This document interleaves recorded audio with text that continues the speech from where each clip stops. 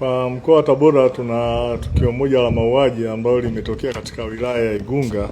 ambapo tarehe 25 mwezi wa 3 mwaka 2026 majira ya saa 3 za usiku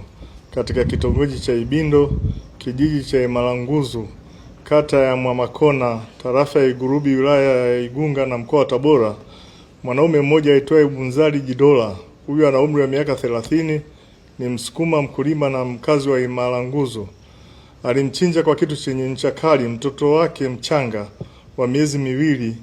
aitwaye Dorcas Bunzali,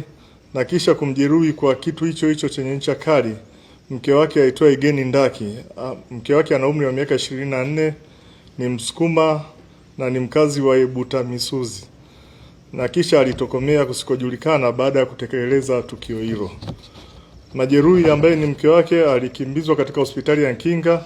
na baada ya kupatiwa PF3 na polisi, na anaendelea na matibabu na mpaka sasa hali yake bado sio nzuri. Aidha, baada ya tukio hilo askari wa sungusungu waliendelea kufanya ufuatiliaji, ambapo walifanikiwa kumkuta mtumio huyu akiwa amejinyonga kwenye nguzo ya umeme mkubwa wa TANESCO katika eneo la kijiji hicho kwa kutumia shuka yake ambayo ilikuwa na rangi nyeusi. Chanzo cha tukio hili ni wivu wa kimapenzi, na ni kwamba mtumio huyu ambaye alijinyonga baadaye alikuwa akimtuhumu mke wake kwamba mtoto aliyezaa naye kwamba sio mtoto wake.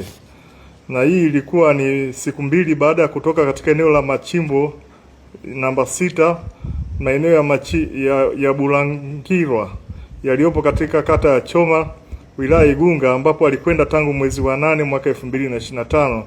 kwa ajili ya shughuli za uchimbaji wa madini. Nitoe wito kwa jamii, pale ambapo kunakuwa na migogoro ya kifamilia, wapo viongozi wa dini